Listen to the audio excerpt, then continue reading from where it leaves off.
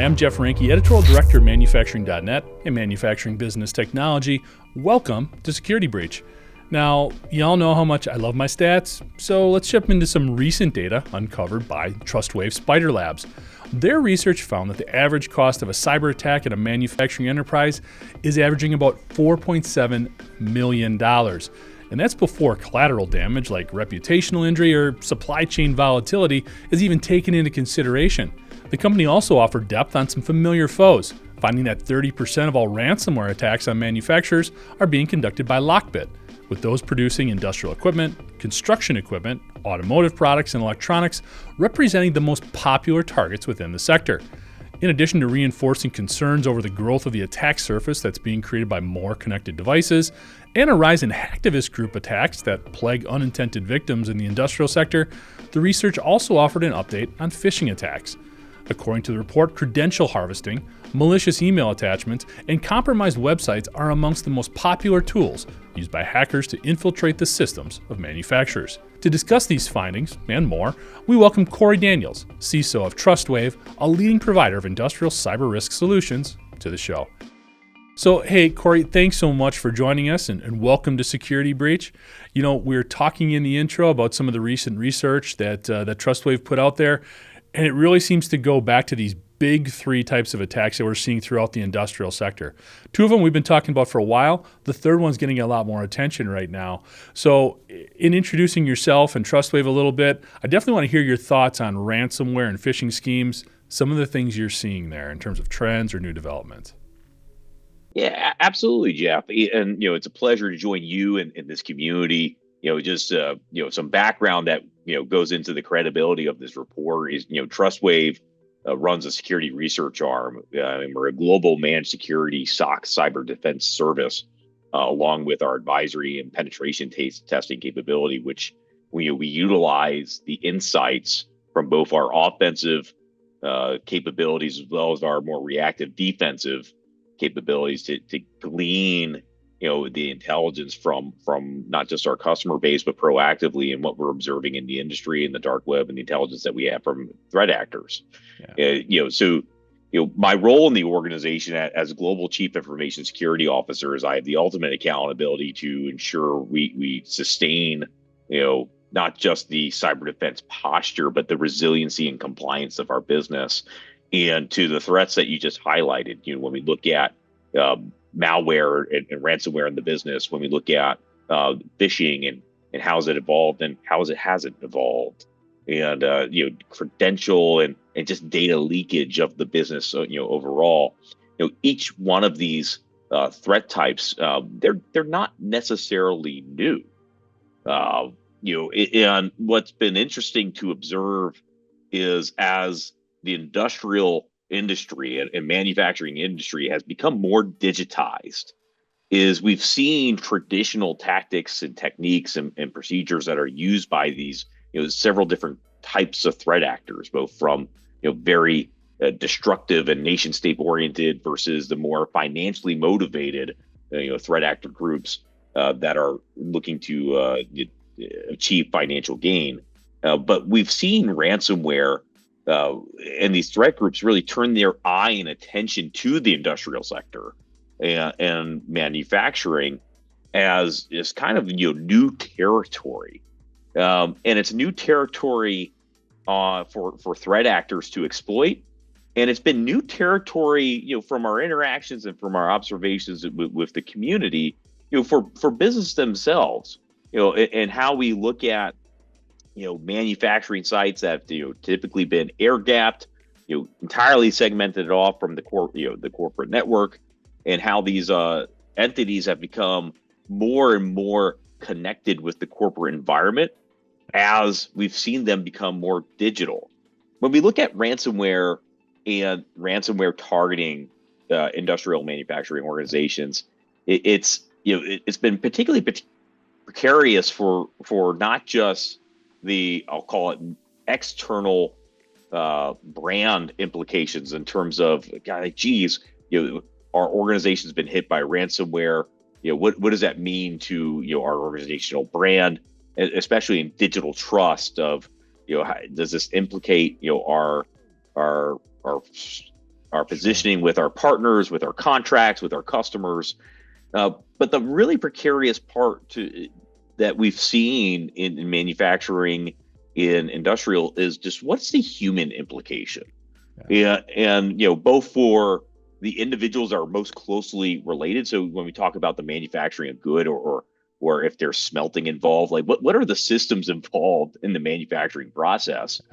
And the exposure of, like, if something gets brought down inside that environment, is there human risk now, as part of the equation?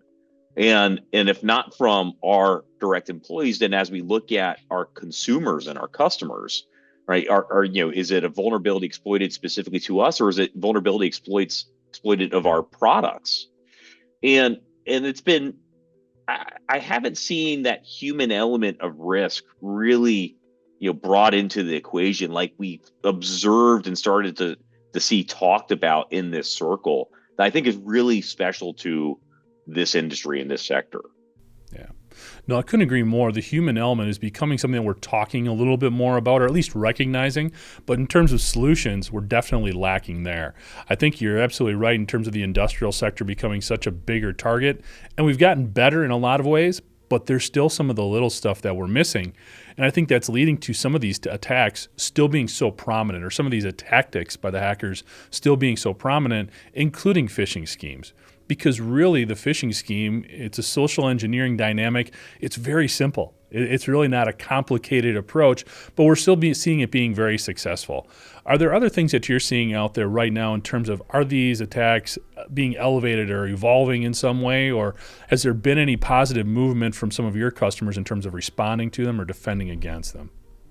I'll try to tackle that in two components, in terms of what we're observing from kind of taking what was old and giving it some new polish for what we're seeing and what we believe we'll continue to see going forward, in how threat actors have evolved phishing, leveraging new technology, enhancing the people and process in a very similar way that, in the way we run our businesses, look to leverage technology to enhance our people and process.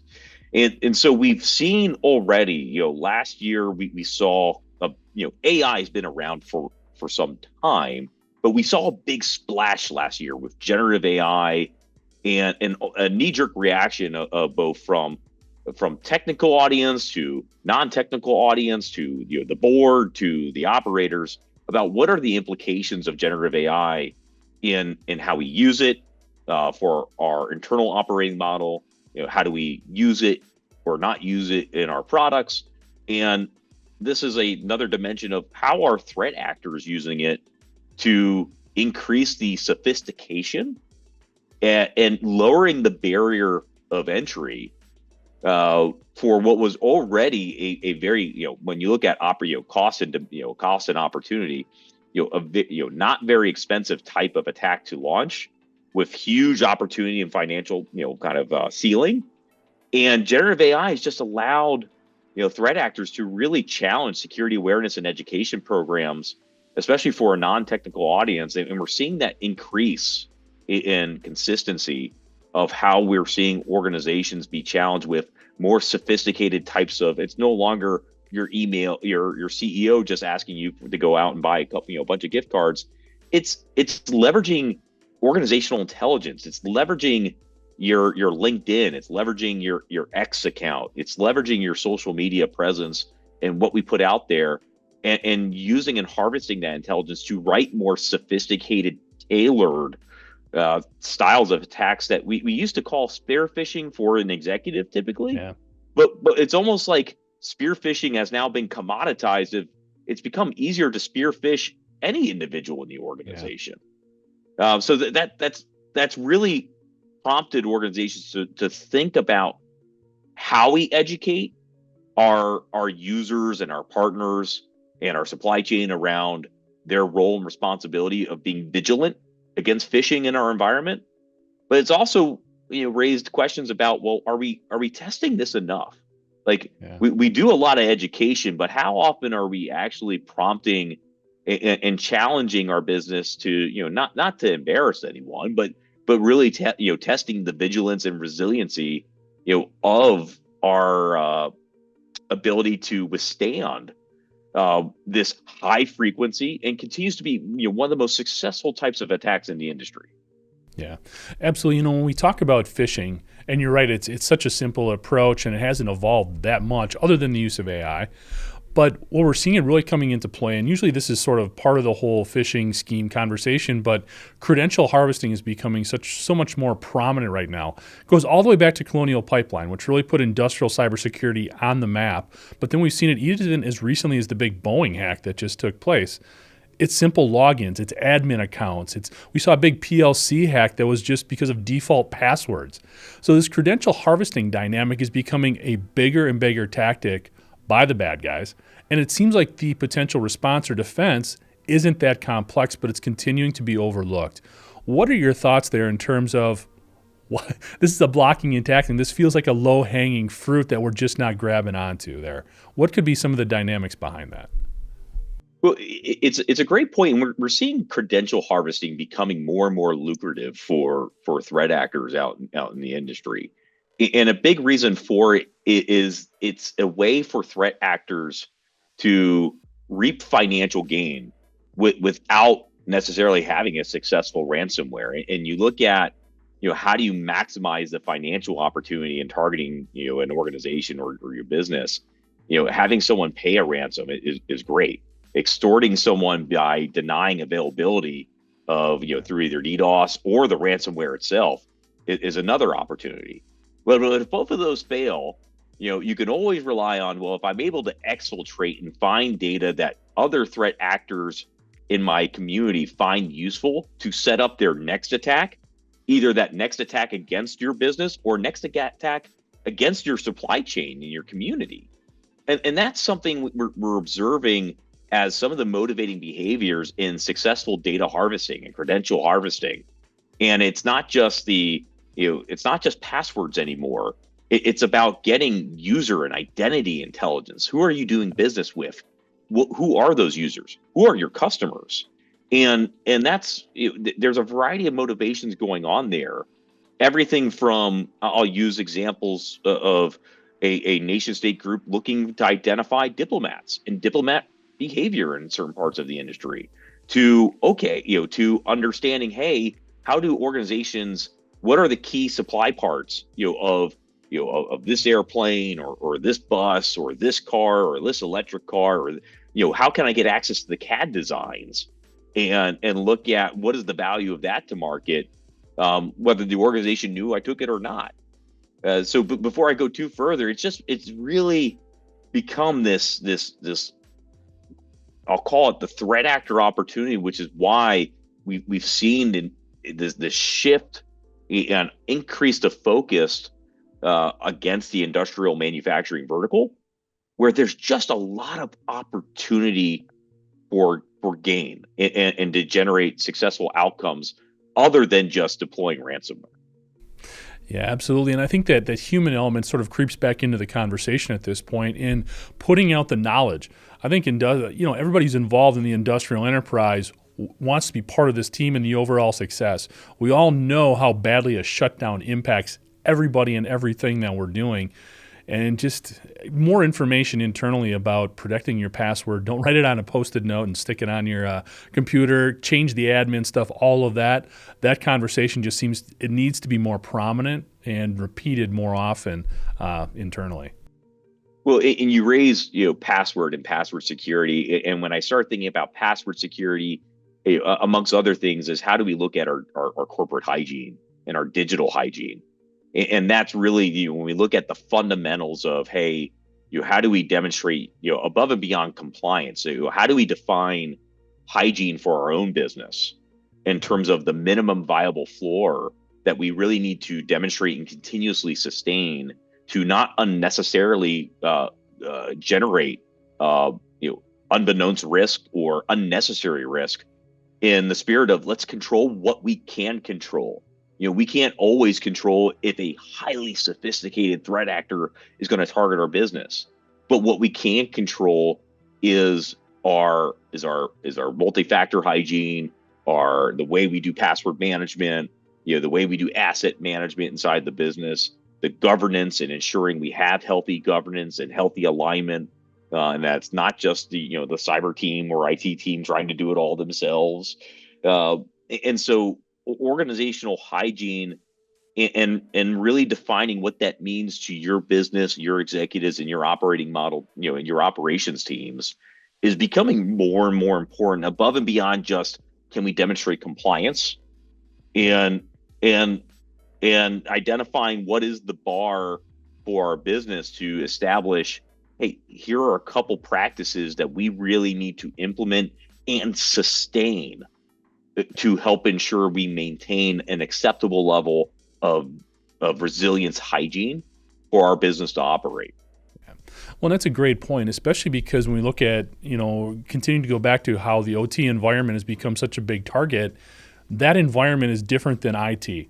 Remote monitoring and remote access is different than on the plant floor. And all of these different areas demand a different approach to this data hygiene. And again, getting the human element involved so that these folks understand we're not putting DFA in place just to alienate you and make it another step. It's got a real world application and reason for it. And I think in a lot of instances, because in IT, you just do it because this is what you had to do. In the operations side, where you've got individuals who are in charge of a lot of data and a lot of processes, just help them understand why you need that double factor authentication, why you may have a zero trust policy in place, whatever the case may be, so that they understand it and then they'll implement it and use it a lot more effectively and more frequently than trying to figure out workarounds, essentially. No, and your point is spot on between how important is partnership and trust in order to help navigate threat actors who are aggressively evolving and changing and unencumbered by bureaucracy to some level, with a very healthy alignment about getting financial opportunity and gain. And it's where I've seen how do you get the wind behind your back as an organization in looking at navigating not just your organization's adoption of new technologies, generative AI, IoT based devices. And you look at the announcement between John Deere's partnership and leveraging Starlink, and what's historically, we'll never connect to have internet connected devices here, but we're seeing more like that digitized world is expanding the attack surface, and it's hard for the security and the resilience of the business, a function that has traditionally been taxed already by how do we keep people and sustain kind of career paths and growth without losing the talent. How do we ensure we have the right skills at the right time, and partnership with the operating groups, the manufacturing sites. Like, no one understands these assets and these technologies better than them. And so security and corporate IT are so dependent on that healthy relationship and partnership, internal partnership, to ensure that they can work together about how to optimally, establish hygiene, knowing that the ring fence and kind of the security hygiene of what it was 2 years ago, a year ago, certainly 10 years ago, has changed. And continues to do so. It is an interesting dynamic because we've got all this Industry 4.0 technology, and more manufacturers, especially during the pandemic, in a lot of ways because they had to, started to implement it and really embrace more automation. And now we come out of that pandemic, we said, well, hey guys, that's great, but now you've got all these connected devices. Every one of them is a potential vulnerability and security risk. So we need to go back and make sure everything's good there, which is frustrating, again, when you're talking about operations folks who want to put product out the door. But it's just that ongoing battle we have got to fight right now. Well, and I can appreciate, we saw this, a bit when we saw digital transformation and adopting the cloud, where, the opportunity and, the business benefits, the speed and agility to reach to customers, to reach to partners, to enable the speed of our own developers and our own product teams. We see this kind of second coming of incorporating some of the lessons learned that we saw from adopting cloud to be a more digitally powered, cloud empowered business. And IoT, Internet of Technology devices, some of the more brownfield retrofitted, things that weren't purpose built internet facing devices or internet connecting devices that have now been retrofitted to be internet connected devices, all in the spirit of being more competitive, all in the spirit of being more efficient, to allow, to reap the business benefits. And I think that's that balance, and finding that opportunity and partnership and governance and sweet spot is, yes, reap the benefits, but ensure, do we know the risks? Have we done the threat modeling? Like, do we know, we've opened Pandora's box in adopting generative AI. Like, were we truly ready for what that meant for our business and our organization, by having things like zero trust and ensuring that people can only access what they should be able to access because what their role and responsibility says they should be able to access. Yeah. No, it's interesting. There's a lot of things that you just said there that we could go into a lot of rabbit holes and go down. I mean, the secure by design dynamic is one that's very interesting right now in the industrial sector, but we'll save that one for right now. One of the big challenges we have in industrial cybersecurity, really cybersecurity as a whole, but we're talking on the industrial sector right now, is finding bodies, finding people to fill these roles. I mean, we've heard estimates, there's as many as 1 million of these jobs that are out there that are going to go unfulfilled over the next decade. So you just talked about using AI potentially as almost a recruitment tool, as a way to get people in the door and maybe more interested in this career path. Is that something that you're seeing companies potentially do right now? Is that something that's in the future? Or are there other tactics too that maybe we're not leveraging to identify and retain some of these cybersecurity folks internally?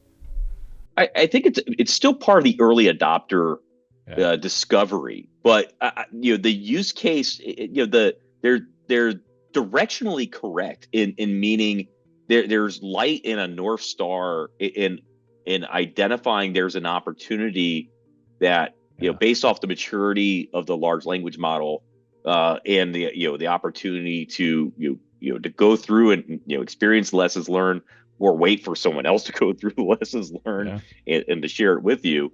But we are absolutely looking at, how do we see generative AI provide, that ability to empower, bring a more senior individuals and level intelligence, that artisan member of the guild, the individual that is master of their trade craft and investigation and response, and find ways to take that intelligence of that individuals and start to disseminate that into playbooks and prompt engineering to allow individuals that may not have tooling and technical sophistication or coding sophistication, but start to execute playbooks that were directionally wired and structured based off much more, senior and veteran and I'll call it savvy analysts who have gone through, a threat investigation, who have gone through incident response, and it is providing an opportunity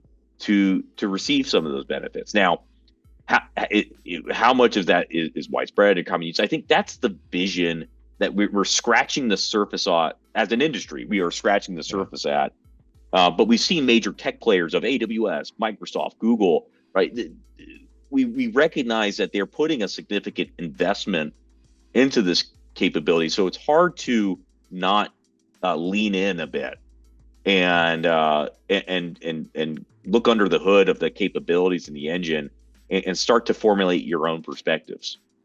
I think that's an interesting thought too as well, because we haven't really talked about that before. When it comes to cybersecurity in the industrial sector, we borrow way too much from IT, and it's just not a cut and paste. It doesn't work that way. And in a lot of other areas, especially on the operations side, when it's lean manufacturing, when it's just-in-time processes, and all those things, you're taking input from all the different players. When you're looking at integrating technology, we haven't done that with cybersecurity. There is a lot of insight throughout the organization, throughout the enterprise, that should be utilized. And maybe that is where you find that individual who was ideally suited for that cybersecurity, especially on the OT side, in filling that role. So it's an interesting thought. Yeah, and I think that's been when we've looked at the opportunities of, the barrier of entry into cybersecurity, it's one of those of identifying of, hey, I'm going to build this fancy fusion center, and it's like, what the heck is that? Is it a SOC? Is it a knock? Is it neither? Is it both? But this idea of bringing together historically very siloed operational units and really tapping into the intelligence and the experience that is very difficult to replicate other than someone coming out of that operational technology field for the last 10 years, taking a SOC analyst who's more of a generalist but very good at investigation discipline. The idea would be, well, how do we scale and siphon that intelligence and make that intelligence more available to the defenders of our business, but do so without having to call that individual at 1 a.m. every time something goes wrong, whether it's minor or severe. That context and intelligence is really important for the defenders of the business to help disseminate of, hey, do we have something really bad going on here, or is this something that's a false positive, or it's a change that's gone wrong in the environment?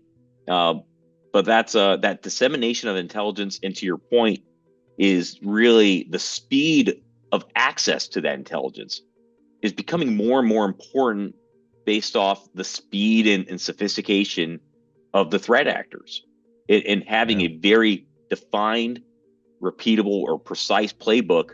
They have a plan of attack.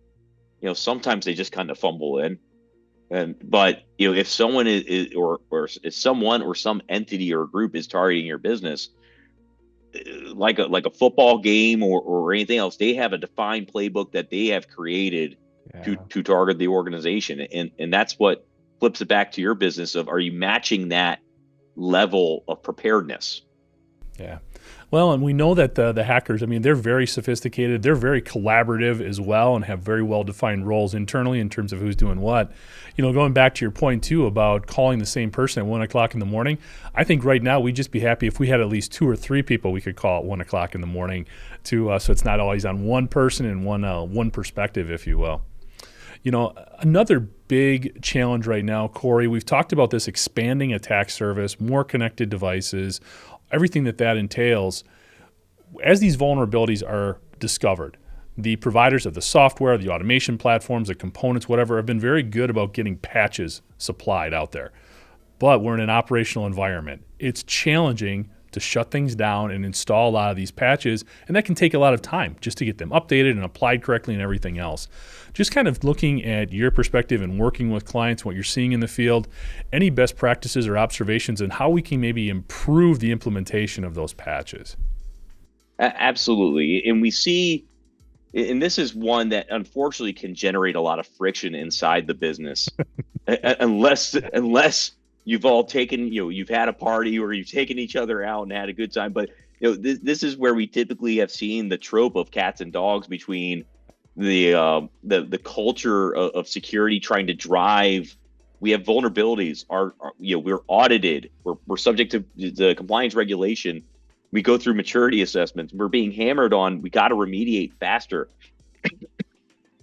We got to remediate more efficiently. As we look at vulnerability teams and engaging with information technology teams, operational technology teams about how important it is of, hey, we got a new vulnerability in the environment, and it's from released by a product, and we got to go patch it. The question raised of, well, you don't really understand how this technology works in our manufacturing environment. We go patch that and it goes down, like the plant's down. So thank you, security, for your advisement of that patch. We're just going to move on. Yeah. So the hygiene of, kind of twofold of, we're seeing organizations put more emphasis and attention of going, how can we naturalize this and reduce the friction? So inviting the governance and inviting more, increased frequency of the forum to look at the health of vulnerability discovery and patch management has become really an important instrument in driving, successful hygiene. And are we remediating against the times we want, or if we as a business make a decision not to deploy a patch because of the implications of that system, it's done as a business, and it's not left on the securities team's shoulder to go, hey, we're not getting support, and it's not being left on just the operational or IT asset owner saying, hey, no one understands this better than I do. I'm making that call, and none the wiser. It really becomes an organizational call, which is part of that wind at your back instead of wind in your face in establishing the hygiene. Now, the other challenge is these operational technology environments is how do we facilitate scanning and discovery?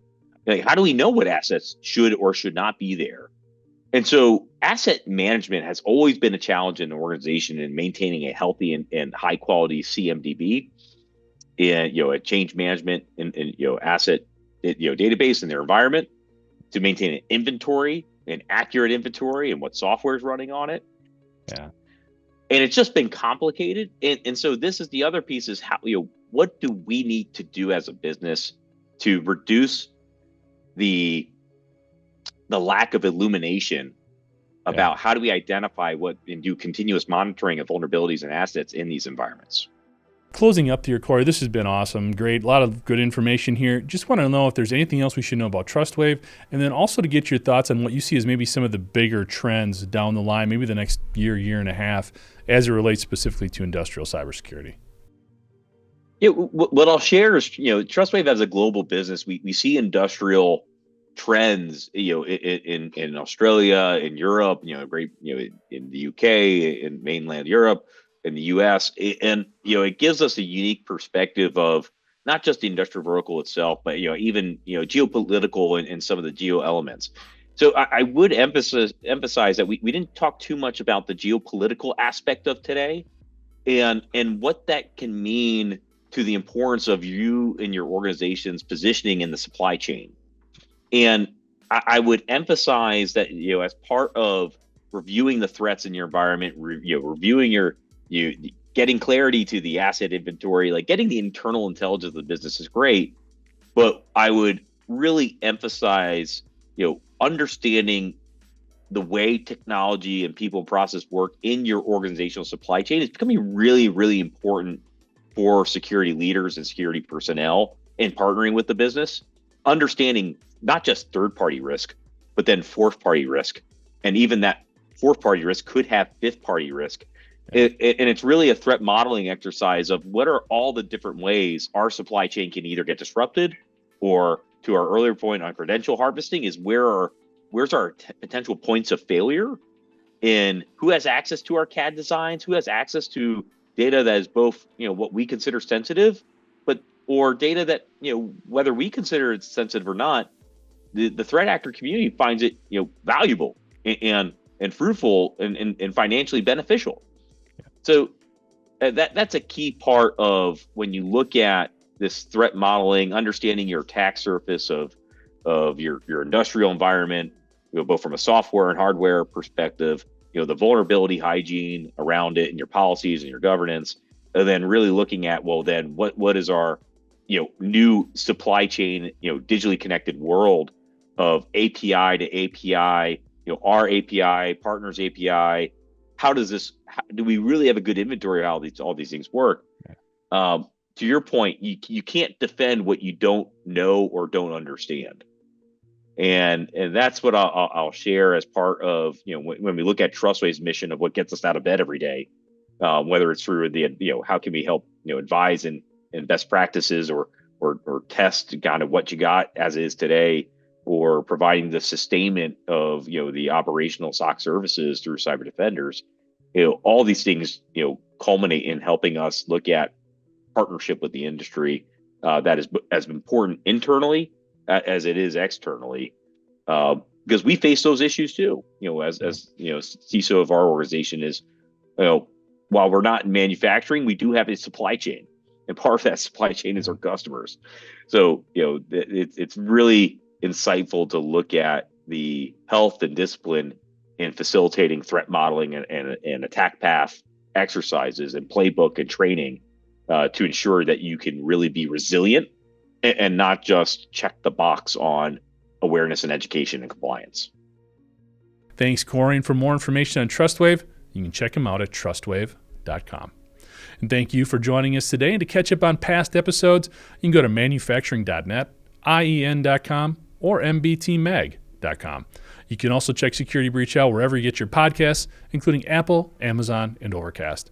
And if you have a cybersecurity story or topic that you'd like to have us explore in Security Breach, you can reach me at jeff@IIN.com. For Kory Daniels, I'm Jeff Ranke, and this is Security Breach.